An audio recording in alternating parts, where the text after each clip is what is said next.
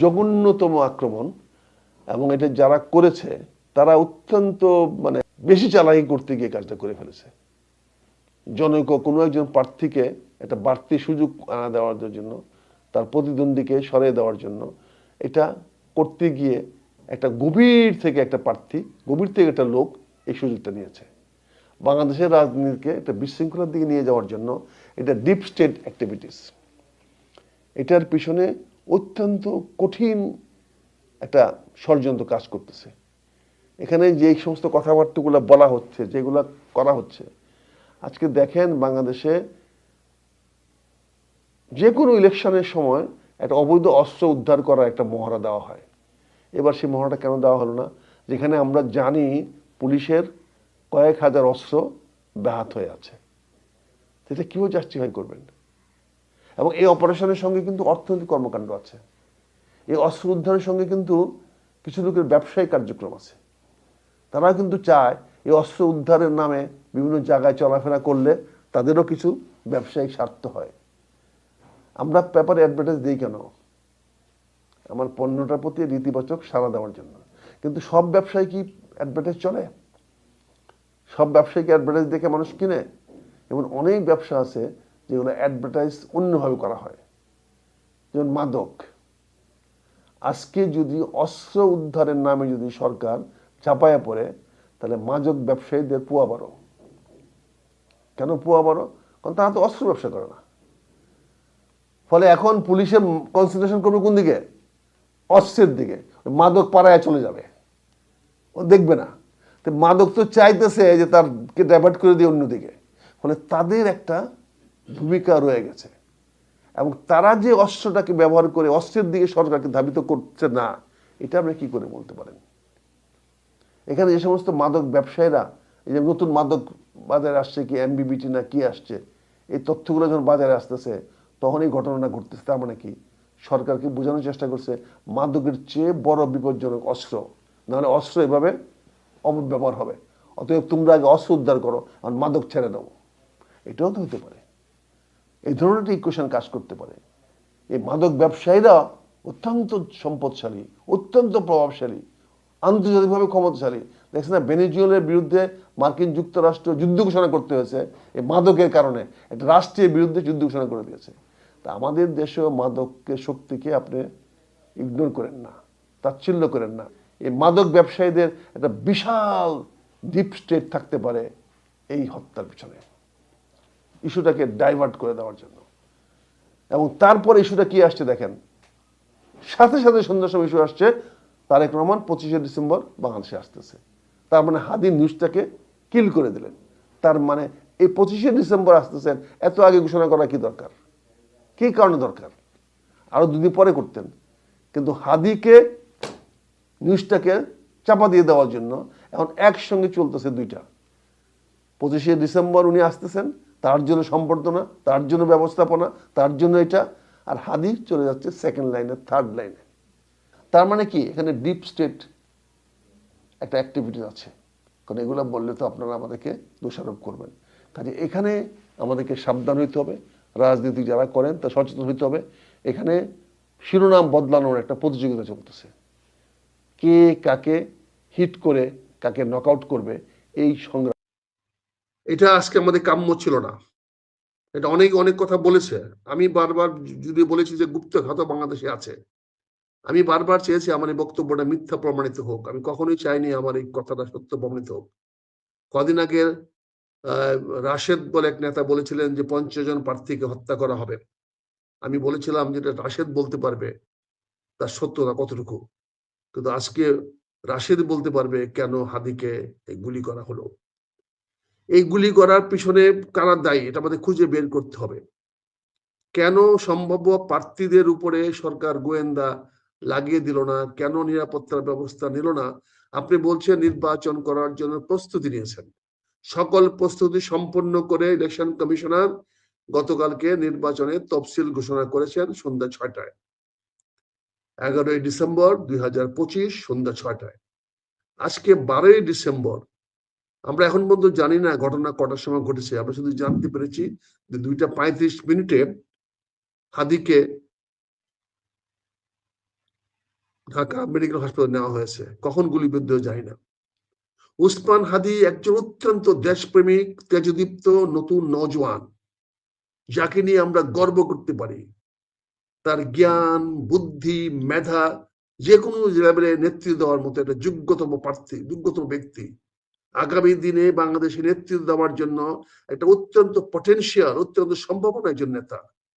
কিন্তু আর সেই নেতার উপরে চ্যালেঞ্জ সৃষ্টি হলো কেন? অনেকগুলো বিষয় আজকে আমাদের পর্যালোচনা করতে হবে। আপাত দৃষ্টিতে সস্তা সেন্টিমেন্টে মির্জা আব্বাসকে দায়ী করা হয়েছে বা দায়ী করা হচ্ছে। তার মানে কি? খুব ইজি টার্গেট করা হয়েছে, খুব সহজ টার্গেট করা হয়েছে। হাদি মির্জা আব্বাসের বিরুদ্ধে নির্বাচন করতে যাচ্ছে, এই জন্য হাদিকে মির্জা আব্বাস গুলি করবে। এটা অতি সস্তা সেন্টিমেন্ট, অতি সস্তা। মির্জা আব্বাস তাকে গুলি করলে সে বাঁচবে না কোনো অবস্থাতে। মির্জা আব্বাস তার দায় দায়িত্ব এড়াতে পারবে না। এর সম্পূর্ণ দায় দায়িত্ব মির্জা আব্বাসের উপর বর্তাবে। আমি মির্জা আব্বাসকে আন্তরিক ধন্যবাদ জানাই, সাধুবাদ জানাই যে উনি তাৎক্ষণিকভাবে জীবনের ঝুঁকি নিয়ে হলেও, উনি সবকিছুর ঝুঁকি নিয়ে হলেও হাদির পাশে দাঁড়ানোর জন্য মেডিকেল কলেজে ছুটে গিয়েছেন। এটা ইতিবাচক ভাবে দেখতে হবে, এটাকে নেগেটিভ দেখেন না। আব্বাস তার নিজেকে নির্দোষ প্রমাণ করার জন্য সে যে ঝুঁকিটা নিয়েছে, এটাকে আপনি উড়াইয়া দিবেন না। তারও জীবনটা তো যে ঝুঁকির মধ্যে ছিল, এটা তো উনি ওখানে যাওয়ার পরে বুঝতে পেরেছেন। সেনা সদস্যরা তাকে বাঁচাতে হয়েছে এবং তাকে বাঁচিয়ে হাসপাতালের ভিতর নিয়ে গেছে। কাজেই মির্জা আব্বাস যে সিদ্ধান্ত নিয়েছে, যেটা গিয়েছে, এটাকে আমি অভিনন্দন জানাই এবং এটাকে বিরোচিত মনে করি। এবং এইভাবে রাজনীতিরা বিরূপ প্রতিক্রিয়া, বিরূপ অবস্থাকে মোকাবেলা করতে হবে। তাহলে লিডারশিপ বলে একটা জিনিস এটা প্রমাণিত হবে। আমি এখানে উসমান হাদির মতো একটা জীবন হানি বা তার উপরে আঘাত, এটা কোনো অবস্থাতে মেনে নিতে পারি না। সেটা যেই গুলি করে থাকুক, যেখান থেকে গুলি করা হোক, এটার জন্য চরম ভাবে দায়ী আমাদের স্বরাষ্ট্র মন্ত্রণালয়, চরম ভাবে দায়ী আমাদের পুলিশ প্রশাসন, চরম ভাবে দায়ী দেশের গোয়েন্দা সংস্থা, চরম ভাবে দায়ী দেশের তাবৎ নিরাপত্তা ব্যবস্থা। আপনি দেখেন ডিসি রমনার বক্তব্যগুলো দেখেন, সে বলছেন সে শুনতে পেরেছেন, অথচ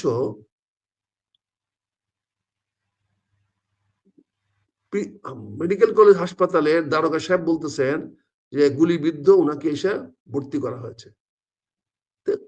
পুলিশের দারোগা সাহেব, সাব ইন্সপেক্টর যেখানে বলতেছেন যে হাদিকে গুলিবদ্ধ অবস্থায় বিজয়নগর থেকে গুলিবদ্ধ অবস্থায় নিয়ে এসে হাসপাতালে ভর্তি করা হয়েছে, সেখানে রমনার ডিসি বলতেছেন আমি শুনতে পাচ্ছি, আমি লোক পাঠাইছি জানার জন্য।